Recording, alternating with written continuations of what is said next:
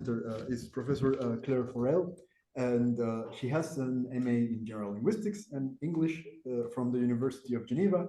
She was assistant to Luis Jorge Prieto, the fourth and last successor of Ferdinand de Saussure, at the same university at Geneva. She has been, or she was member of the Cercle Ferdinand de Saussure board. I still am. She's still. Okay, but from 1977 to 2017, she was doing something else, I think. I'm not sure, but because I'm reading well, anyway, she wrote her PhD dissertation on Bally Sociological Linguistics, based on his unpublished course notes. She worked as an English teacher, then as foreign language teacher trainer, and finally as an associate professor at the University of Geneva. And she's now retired, but she was so kind to accept our invitation and present with us today. And her talk is entitled Bally's Attempt at Semiology. And yeah, without any further ado, please, Professor Forel. Well, thank you. I'll just have to share the screen so that I can get it? Okay, and here we go. Okay, so I'm going to talk about, Rosanna, I'm going to add somebody to your Geneva School of Semiology, and that is Bally.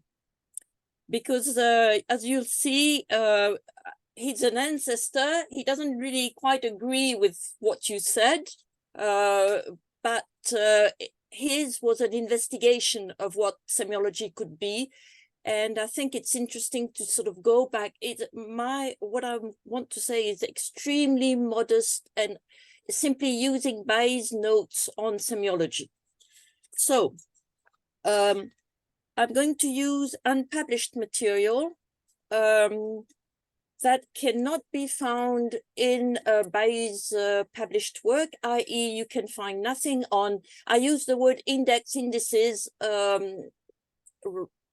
because it's the best translation I found on, and I asked John Joseph whether he agreed, and he said he did agree, so I'm safe. But you find nothing as an entry under index, neither in his Traité de stylistique française nor in Linguistique générale and Linguistique française. So it's not something he meant to write about, but it's something that he decided to talk about in his notes for his Linguistique Sociologique or Linguistique Sociale courses. So let's explain what these courses were. These were a series of lectures that he started in 1918 at the request of the newly founded Faculty of Sciences économiques et sociales, economical and social sciences in Geneva. The creation of this faculty is quite interesting because people in the Faculty of Letters, for example, thought that commerce or trade could not be taught at university, that it was not something noble enough to be taught. And people who were in favor of, those who were in favor of having this faculty used Saussure as an example of useless courses given in the Faculty of Arts. They said, in that I refer you to John Joseph's article in, hang on, I've got it, in 2008, where he explains Saussure's attack, or the attack on Saussure in Le Genevois. So Bally was a bit stuck in the middle. I mean, he knew that this existed, but still he agreed to give these lectures to students of the Faculty of SOS as well as students of the Faculty of Arts.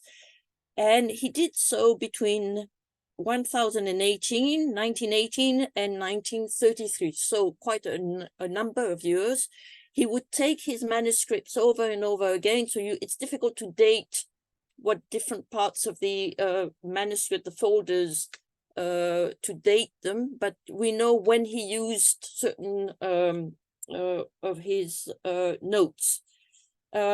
I published these notes. I was asked by the Fond Charles Bailly to have a look at these manuscripts, and I isolated a number of about 4 manuscripts, i.e. about 1,700 sort of sheets of paper devoted to social or sociological linguistics. And I'm going to talk to you about only one of these manuscripts, and that's manuscript, hang on, there's a thing missing. Okay, never mind. Yeah, sorry. It's a manuscript 5045. It's about 244. It's not really pages, it's sheets of paper. But you see that I've given you the table of content because it gives you an idea. I left it in French. It doesn't really matter if you don't understand everything, but you can have an idea of all topics he wanted to hit. Sometimes he did not do exactly what he said he would do, but these are the things that he discussed. And it starts with process to action to communication. And I think it's very much in line, keeping with what Rosanna said.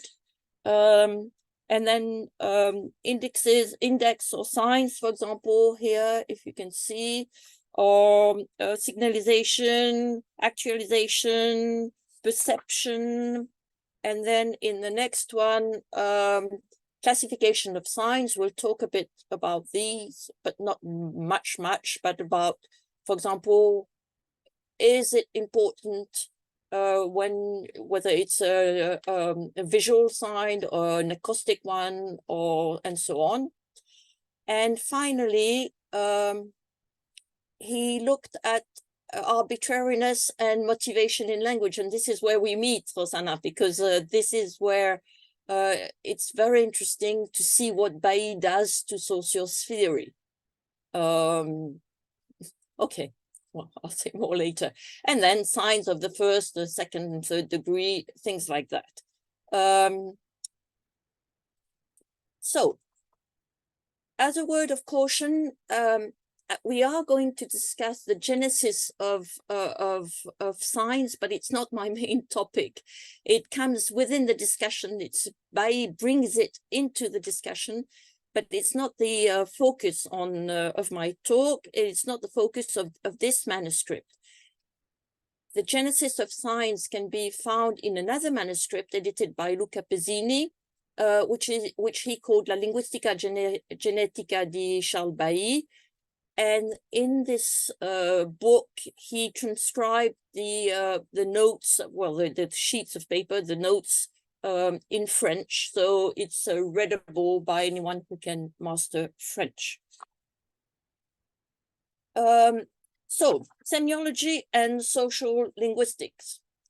Well, Bally is not, I don't know whether we can call him Saussure's student, but he was Saussure's colleague, and he shared a number of ideas with him. And whether or not Saussure had been there, I think Bally has always believed that language is a social phenomenon, what he calls un fait social.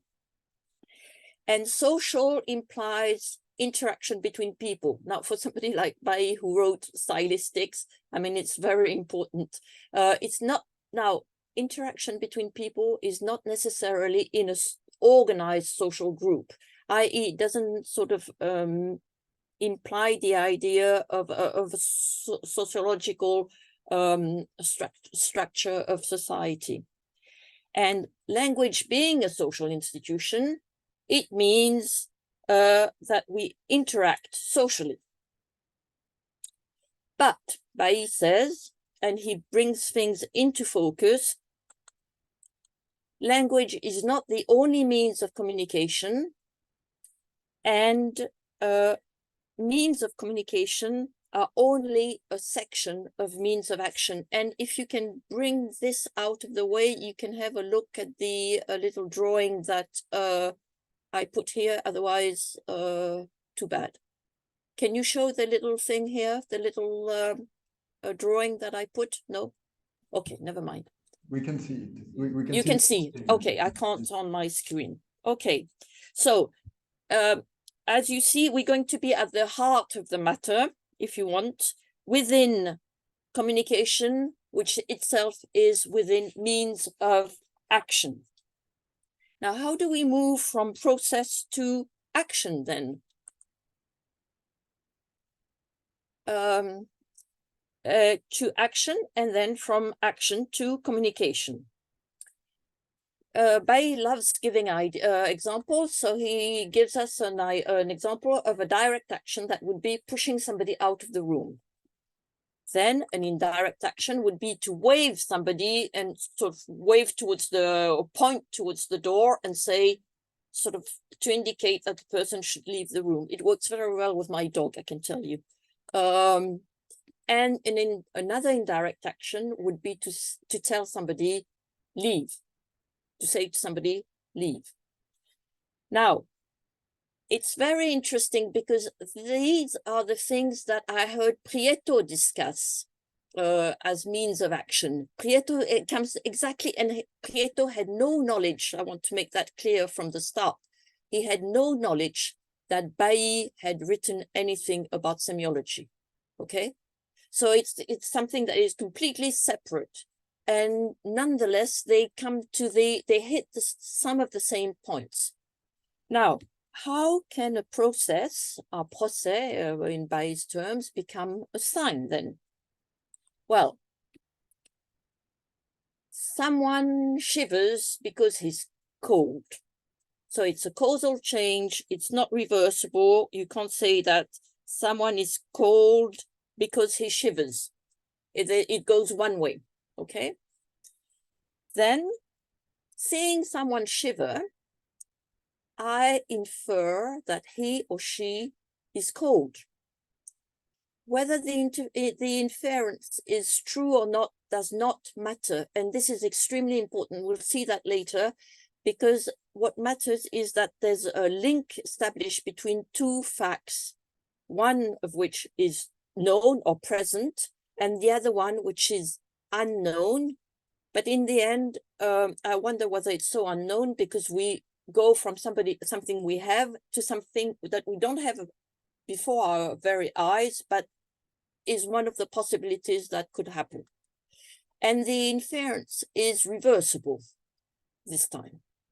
So it's not just, it's something that you decide you make a link between the two. Now, if I shiver to show that I'm cold, it's an indirect action, like pointing to the door. And the index turns into a sign, i.e., I produce something deliberately to convey some sort of meaning to my receiver. That's what Bally says.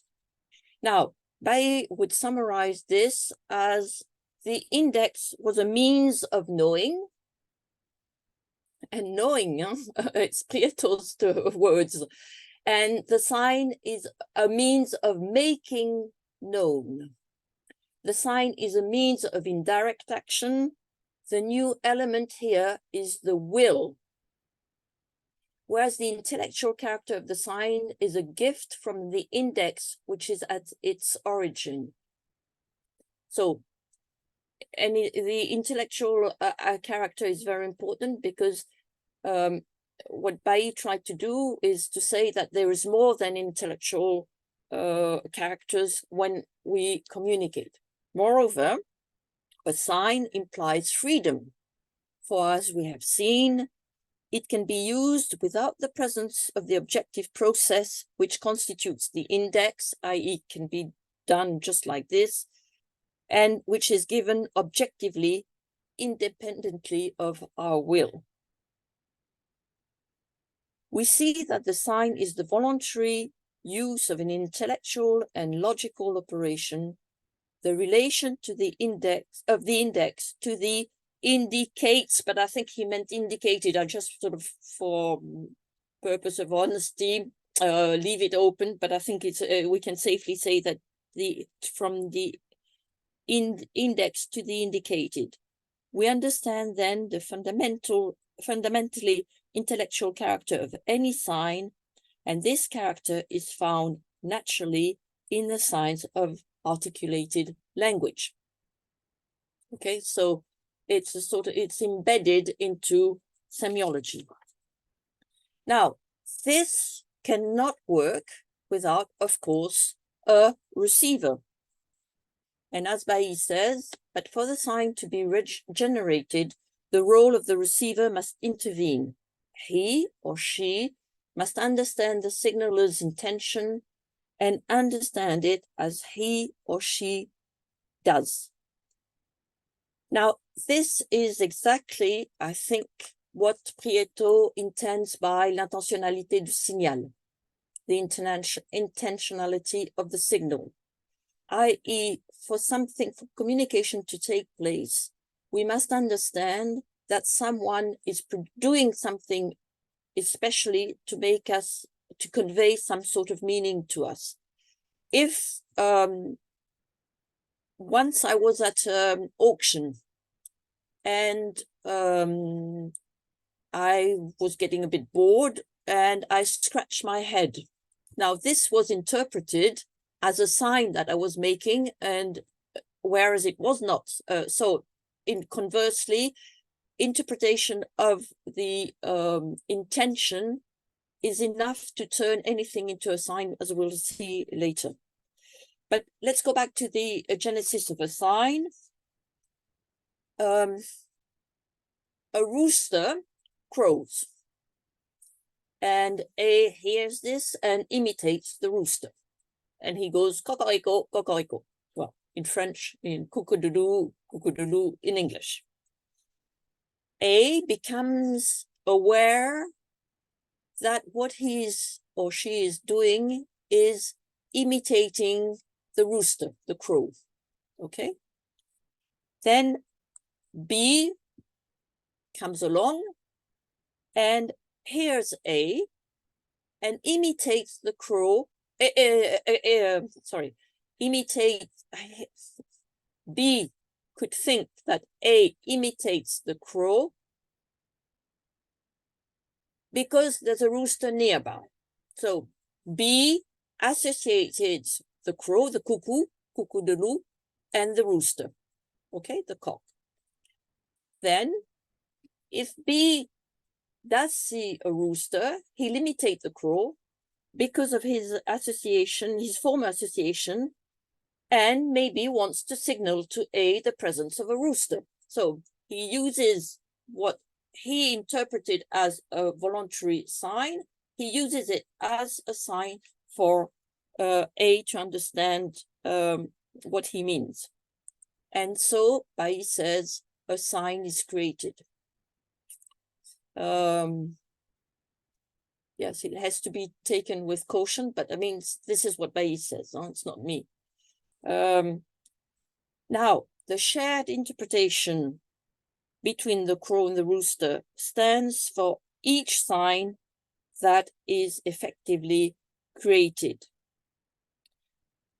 And I took what you said, this quote by Riedlinger, Rosanna, and I'll quote it again. The moment when we agree on signs does not really exist. Now, Bally is trying to do that, to show this moment of agreement on signs.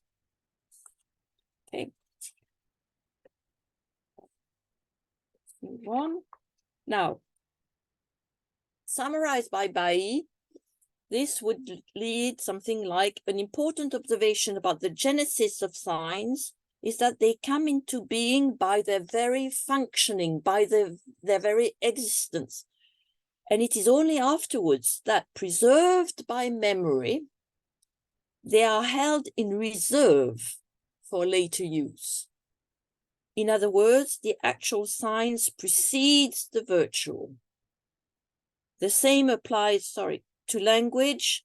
Speech, la parole, precedes language, la langue, whereas in normal use, language creates speech in each case. Okay. Now, speech, la parole, precedes language is when you create something. Okay. And then it's true that even Saussure agrees on the fact that when something new is introduced in language, it's not the moment it is used by the speaker that is important, is the moment the receiver reuses it. And this is how it enters language. Okay, so if we look at different types of signs, sorry, this thing is making a noise. A process is interpreted as an index since it leads to a conclusion. Okay, what we saw before. A voluntary emission is recognized as being produced to indicate something, and then we have a sign by virtue of the intentionality of that is recognized to this voluntary emission. If it's not recognized, we don't have a sign. An index may be interpreted as a sign because some intentionality is perceived by the receiver. For example, an involuntary facial movement is perceived as being a grimace. Okay, you move your face and somebody understands it as being something that you want to say, but maybe it's simply something that you have, a sort of physiological movement that you can't do anything about. Fourth type of, so we have three, and the fourth one, you have a voluntary emission that is perceived as an index. For example, the cries of a baby. Baby cries to, at about 3 months, I think babies understand that mum comes if I cry. So if I want mum to come, I cry, and then she comes. Translated in Prieto's vocabulary, number one would be an indice spontané. It's like the traces of the horse or the traces of a cow that we have in Pertinence et Pratique. Number two, we have an indice intentionnel. That is not necessarily, or is it, a sign. And number four is an indice faussement spontané, and Prieto explains that an indice faussement spontané can function only as such, only if it is believed to be spontaneous. If mum understands that baby cries just to get her back, she might not sort of come back anymore because it's not something that's spontaneous. She might react to something spontaneous. She might decide not to react to something, to her baby calling her. Okay.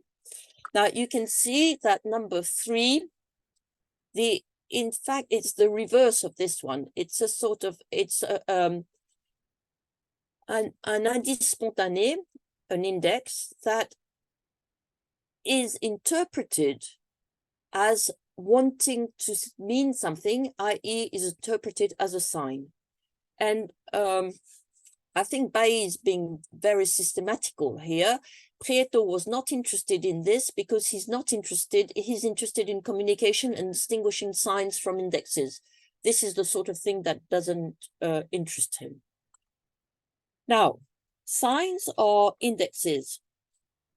Some facts can be interpreted as either signs or indexes. For example, and this is where, as a reminder, the validity of the link between the index and its conclusion, between the action and what you think it means, is not important, because otherwise it doesn't work. For example, religious belief of superstition, the weather. Now, thunder is interpreted by the Greeks as Jupiter or Jove making itself known, or even Bally says, God reigns. And it would be the origin of il, in il pleut, the impersonal il that would have been personal at one stage because of this superstitious interpretation of physiological sort of meteorological facts. he gives another example of a confusion between, on the one hand, natural phenomena and voluntary actions. And this would be an example of this, natural phenomenon and a voluntary action. Jupiter is trying to tell us something. And moving from that to the confusion between indexes and signs.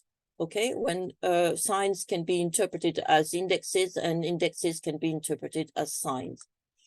And for example, he gives the example of the eclipse of the moon. For Hindus, the lunar eclipse is caused by a demon devouring the moon. And here we have a confusion between a process and an action.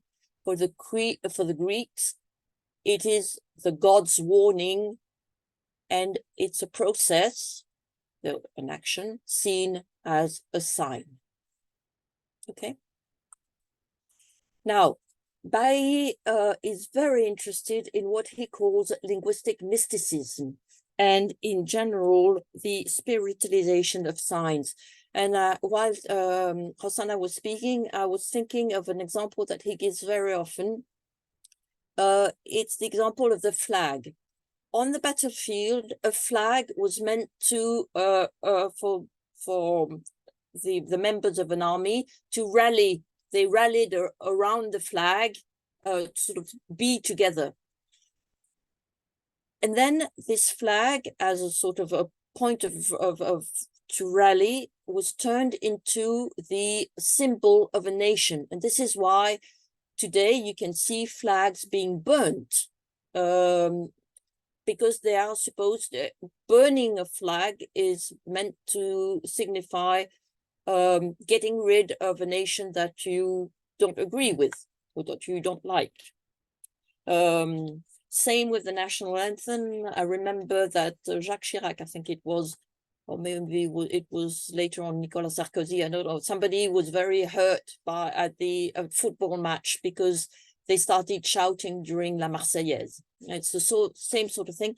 And I think this linguistic mysticism and spiritualization of signs is a notion of Bally that would need to be looked into a bit more too. So, and now we hit, okay, not quite. Signs that would be also indexes. So you can have signs, but these signs can be a sort of indices to something else. And Bally refers to Mr. Schley, where he says that writing signs can be used as indexes, for example, to analyze somebody's personality. A writer in the sense of the person who writes, not the person who writes novels or things like that. By extension, somebody's speech can yield indication to his or her social background. And this is the effet par évocation that can be found in Le Traité. It's the sort of premise of the sociological aspect of linguistics that we can find in Bally's Traité de stylistique. And it's very interesting. And he was very, very sensitive to this sort of thing. So it's my interpretation, and maybe it has nothing to do here, but Bally didn't belong to the same social class as Saussure. And I think he was very aware of the difference between social classes. Now, we can also think in that case of Trubetskoy's phonostylistic, because it's one of the things that Trubetskoy, in his introduction to his Principe de Phonologie, Trubetskoy mentions this just to get rid of them, but still refers to this, but doesn't refer to anybody else but himself. Now, another thing that Bally was very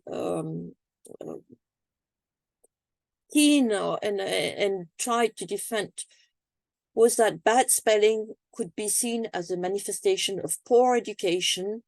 And Bally thought that this was extremely unfair, because he said that bad spelling could ruin a young girl's, in those days, career as a secretary for something that is absolutely, especially in French now, rather arbitrary in the common sense of the word. Now, as to some aspects that will not develop here, but just to show you, to give you an idea of what Bally tried to he tried to be very systematic in his approach, even though he's not always very systematic and consistent, especially. He looked at the classifications of signs according to the organs involved in receiving them, not in producing them, but in receiving them. And that's interesting because you have two types of phonetics, articulatory or the auditory phonetics. And he says it doesn't change anything. There's no difference. Then he looks at what he calls simultaneous and successive signs. Language, as we speak, what I'm doing now is using a series of successive signs, but the melody of my sentence would be simultaneous, if you want. It's a sort of something that is, or if I say, aha, you give me a piece of news and I say, that would be simultaneous. Now, momentary and permanent signs, that would be the case. Momentary would be my speech, and permanent signs would be, for example, road signals. I mean, signs, stop, what do you call them? All these signs that you find on the side of the road that tell you not to go over a certain speed and this sort of thing, these would be permanent signs. And he says it's not really relevant because, he says, signs are always permanent. Even when you speak, they are permanent because they're permanent in your head and in the listener's head. Okay? They're permanent in their signifiant-signifié relationship. Now, signs of communication and signs of expression, sometimes they can be simultaneous. And this is the whole sort of field of his stylistics. And this is where things go, Hosanna, I'm sorry, but this is where you would disagree. And I think I disagree also with Bally, but this is the example he gives. He's breaking the ground. Let's remember that. First degree signs would be, for example, the spoken word. Second degree signs of the second degree would be writing. So writing is a sort of something that comes after speaking. He sees writing as a sort of next step after speaking. And then a third degree sign would be using the Morse code for transcribing the what is written. And of course, in Bally's days, Morse was still very much in use. And finally, he also speaks about signalmen and transmitters. And this is rather interesting. He asks himself, when a trumpeter blows the horn or sounds the bugle to sort of tell soldiers to wake up, is he the signaler or is he just the transmitter? Because he's asked to do it. Okay. But then the person who orders this doesn't appear. The person who produces the signal is simply asked to do so. So it's a signal sort of a second degree, if you want. Now, this is where things get, and other things as well. This is where things get a bit more difficult because it's tackling arbitrariness that Hosanna very correctly said that is the sign of semiology. I mean, arbitrariness, the degree of arbitrariness is what you can use to distinguish between various semiological systems. Now, what Bally says is that a motivated sign evokes in some way the signified through the signifier. For example, a grimace can indicate disgust, waving towards a seat to tell somebody, you know, sort of sit down. there's a link between the gesture I make and the meaning I want to convey. In contrast, an arbitrary sign is based on a conventional association between the signifier and the signified. And he gives two examples, and it's quite interesting because it gives you an idea of what he wants to do. When you, which was common in those days, you greet somebody by raising your hat. Well, if you're a man, no? If you're a woman, you're supposed to keep your hat on your head. And the difference between this and deciding with a partner, you are at a party, you don't intend to stay for the whole length of the party, and you decide with your partner that you want to leave, and you decide on a code, maybe a cough, and the other one understands, and you both leave. Now, he says the difference between the two is that the hat has become arbitrary with the passing of time. Because at the beginning, that's Bally's theory, men used to take off their head cover, whatever it was, in front of their liege, their sovereign, their lord, to show respect and a complete abandon of any desire to defend himself in front of somebody who's meant to be superior. And then this is kept on, but we lost the first meaning, and it can seem very arbitrary to sort of just lift your hat to greet someone. But with the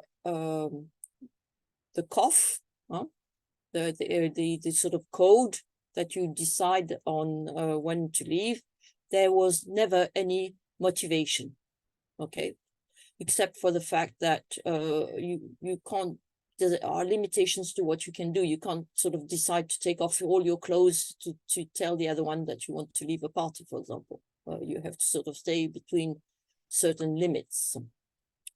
So, on the subject of motivation, I think it's safe to say now it's the second time I sort of hit this, and I think I can safely say that Bally departs from Saussure, and it's not the only occasion. On value, his view is very different to that of Saussure.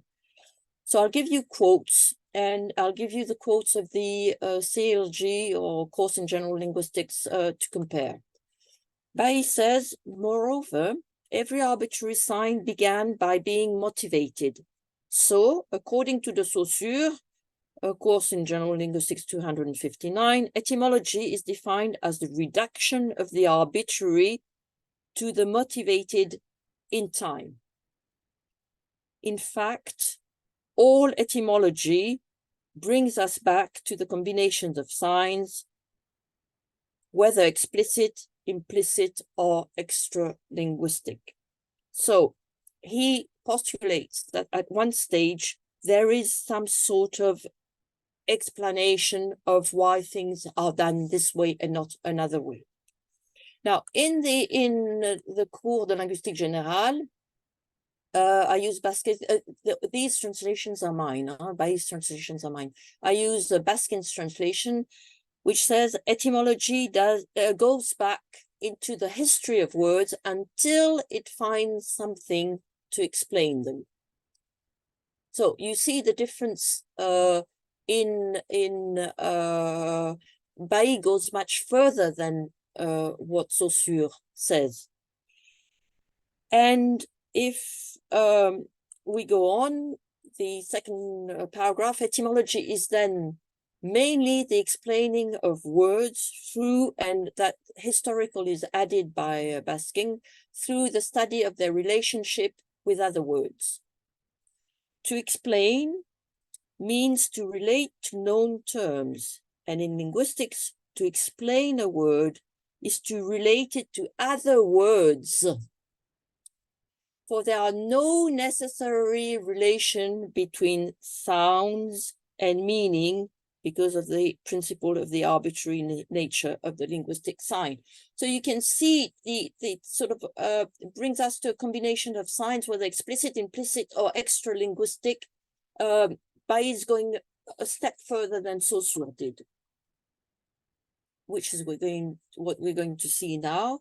Bally says, if we could trace the origins of language, which Saussure said you should never try to do, it is clear that etymology would lead us to find an extra linguistic sign in each case. In each case, onomatopoeia reflects song, because otherwise the first language would have been formed with the help of another language, which is absurd. But language germinated perhaps 700,000 years before us, and we can only go back to 7,000 years.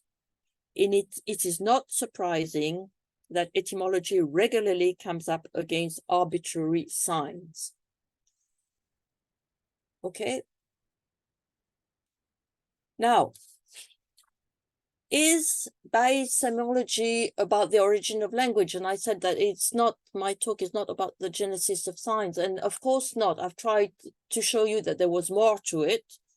And especially Bally used semiology in his, to discuss the phenomenon of fashion that Saussure, and you quoted it, with the limits, the limits of the body, you know, but fashion, Bally used fashion much more widely in the sense of things, so either an object or a way of doing things, a pronunciation, whatever you do to show your belonging to another social group that you would like to be thought to be a member of, i.e. you see people, wealthy people, all wearing what's it called, not butony, a sort of very what these called, these handbags called Charles Vuitton, and you go and buy a Vuitton bag because you want people to think that you belong to the wealthy. Okay. And he, in order to investigate this, he used semiology, because all these things are, you use signs, what you think are signs or indexes rather of the desired social group to show that you belong to this group. And that's fashion, but Bally, whatever he does, he can't stop from imagining the origin of language with the origin of signs. He discusses signs, how a sign can be created, and he takes this to as a sort of a pattern for the origin of language. And all I need to do now is thank you for your attention.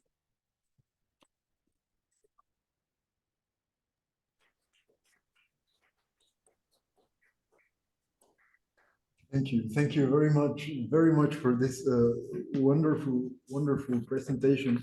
And so, do we have questions from either from the audience here or online? If we don't, I have many questions. So Let's hope I can answer them. If no one would be willing. You want to ask? Okay, good. Then, yes.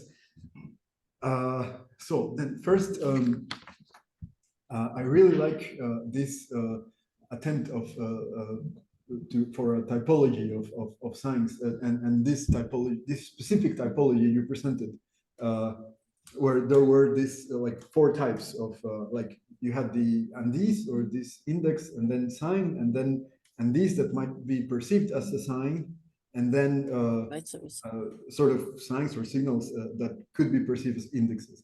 And then you try to map it into Prieto's categories. So there was the spontaneous index, let's say, and the intentional index, and then this falsely spontaneous index.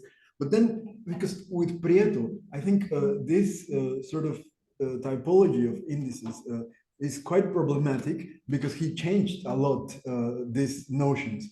And in one article where he's doing like a critique of Barthes, he talks about conventional indices or these conventional indexes. And then he says that these conventional indexes would be sort of similar to these spontaneous But they are. indexes, but the relation is like conventional. So I was wondering whether, and he does that in order to sort of define what Barthes might be meaning by signification. And so as to sort of try to systematize what Barthes was doing.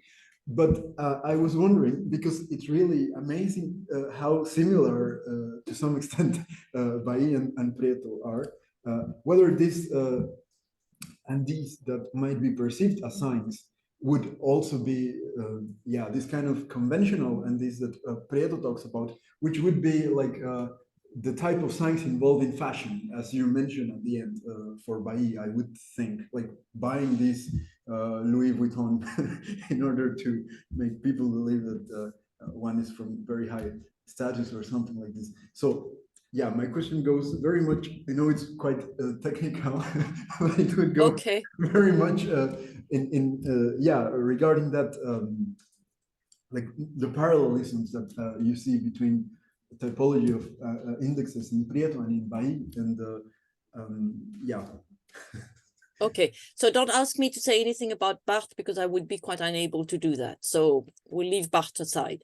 Yeah. Apart from that, for the conventional part, I think that something that the poppy that the British are wearing at the moment, you know, because we're in November and it's remembering the armistice of the First World War.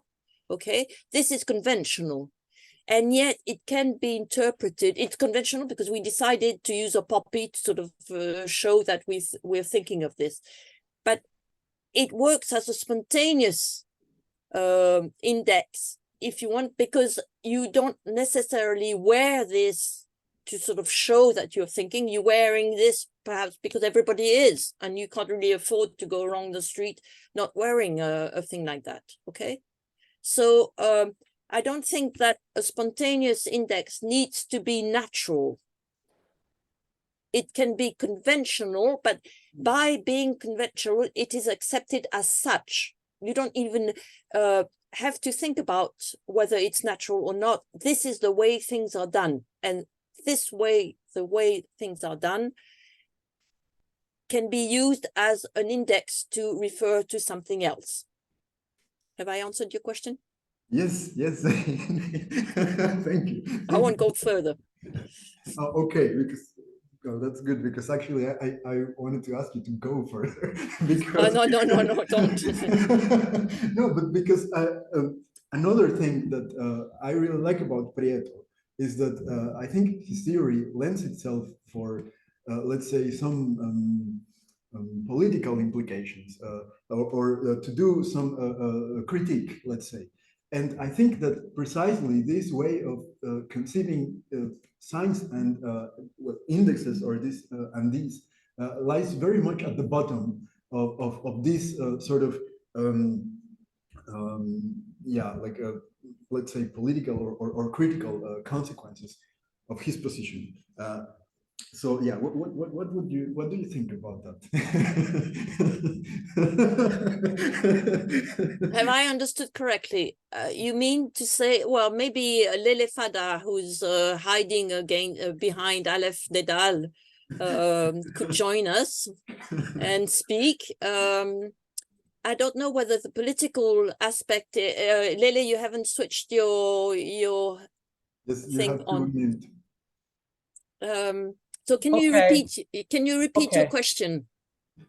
Yeah, it was about this. And Rosanna as well can answer. Let's say this Prieto's proposal of conceiving the Andes as sort of at the like the cornerstone of yeah, his sort of critical take towards let's say towards ideology.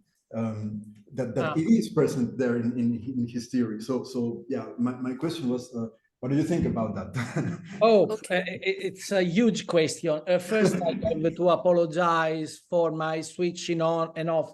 I'm actually preparing the dinner for my children. My wife is away. That's why I switch on and off. Two things. First, I agree on the fact that French and this cannot be always translated by index. As some of you know, I worked a lot on Perse. Yeah. And it happens that most of indexes coincide with most of indices, but it is not always that way. Sometimes the best translation could be clue. Sometimes the best translation could be hint. I give you a hint to understand something. Yeah, and then every translation with only one word is not really correct. We could assume a conventional one, but on this it's much more things than index. And this Okay, is, but are you answering his question? yeah, no, the second, his question, I'm gonna answer now. Yes, I think the two are related because ideology is the art, yeah, to mistake or to make mistake an indice for a meaning. It's the art to present it as natural, as not an intention, what is arbitrary. In this sense, I think the postface of mythology of Roland Barthes and the last chapter of Pertinence et Pratique of Prieto are very, very similar. There's a Brechtian, if you, si j'ose le dire, I dare to say, a Brechtian spirit who is shared by the two. And the way Prieto choose to do is actually, yes, the core is this very notion of undis. But I propose to keep in French undis. Okay, and Rosanna, what do you have to say? Rosanna? Yes, I think it's a very big question about the ideological use of science. I connect this to what I said about reasoning and unreasoning systems of science. I think I agree with what Emanuele Fada just supposed to say that logical use of a sign is like a sort of like he says, naturalizing, but to reasoning to use, to impose a reason which looks like unreason.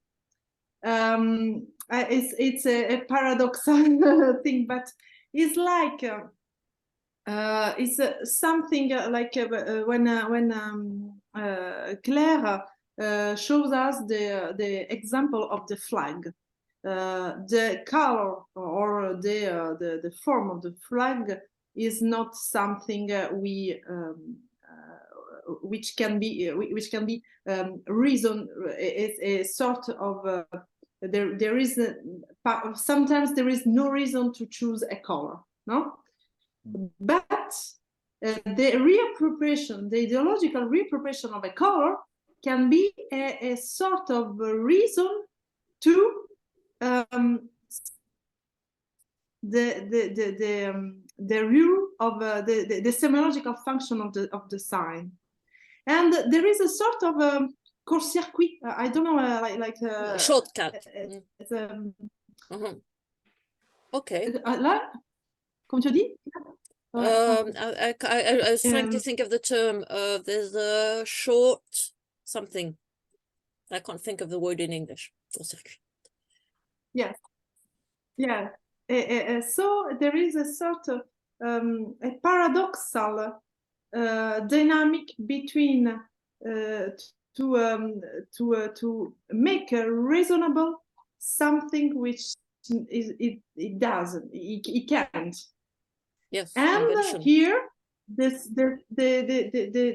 idea, the connotation of the ideology is like hidden, and so it looks like the sign was natural. So it's very interesting to work on the ideological reappropriation of signs, but it's very difficult to explain. So to explain in English at the end of the. But we have something we can discuss. I mean, we have something we can write about. So food for thought, Israel, food for thought. Yeah, it's very, very interesting. And also the effect, the natural effect of the ideology, speaking of what Emanuele was saying, is very, very interesting, because it's the core of the semiological function. Yes. Two things. The first, obviously, when in 2 weeks I will give my speech, I will start from this. From what okay, so you just have to wait. It's obvious, it's natural. And second, I'm pleased in a sense that there is a lot of Prieto. Normally, it is not like this. I'm very, very happy that there is a lot of Prieto in this, but at this point I will try to add a little bit of Barthes, of Roland Barthes, because Roland Barthes here is I think a crucial interlocutor. Interlocutor non si dice in inglese, but well, somebody to speak to, or somebody to discuss things with. Yeah. And the last thing I would say is I was very struck. As you know, I read these materials of Bally, but I didn't find at first sight when what you explained very, very well, this kind of Goffmanian spirit. Erving Goffman, the idea that institutions have to be studied in their actual functioning, gathering a group of people looking both at themselves, at the other, and to things. It's very, very interesting, and as you explain it to us, it's even stronger in Bally than in Prieto.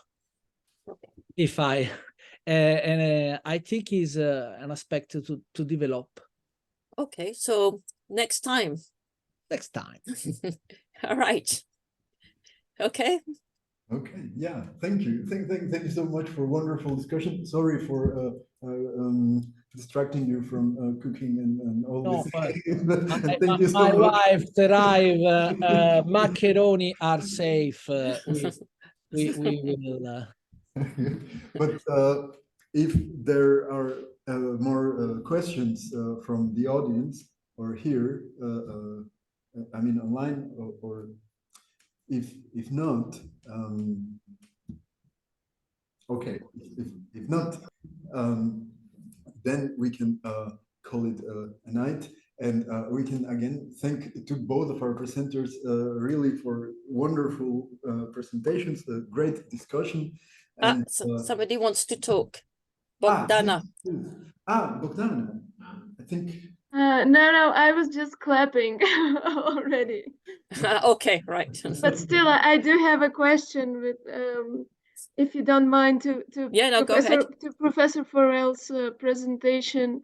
First, thank you very much for this beautiful talk, but it's something more marginal, and I was not sure that I really wanted to ask it, because in your speech you said at a certain point that there was a difference between Saussure's notion of value and the one developed by Bally.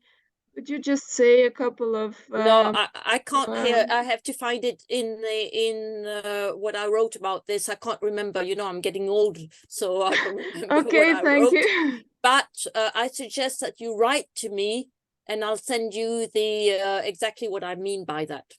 Thank you. That's You're great. welcome. Thank you very much. Okay. Okay, thank you so much. And yeah, well, if not, we can call it a night now. And I would just like to remind you that in 2 weeks, indeed, we will have Professor Fada and Professor Belmesova here with us. So yeah, another great session. And then 2 weeks from then, so in 4 weeks from now, we will have Patrick Seriot and Anne-Gaëlle Touten. So yeah, please join and yeah, keep making all these wonderful discussions possible, because yeah, it's really great. Okay, goodbye. Thanks a lot, and goodbye to all of you. Thanks a lot to all bye, of you. Roxana. Salut, Bye. l'élève. Au revoir. Au revoir. Ciao. Salut.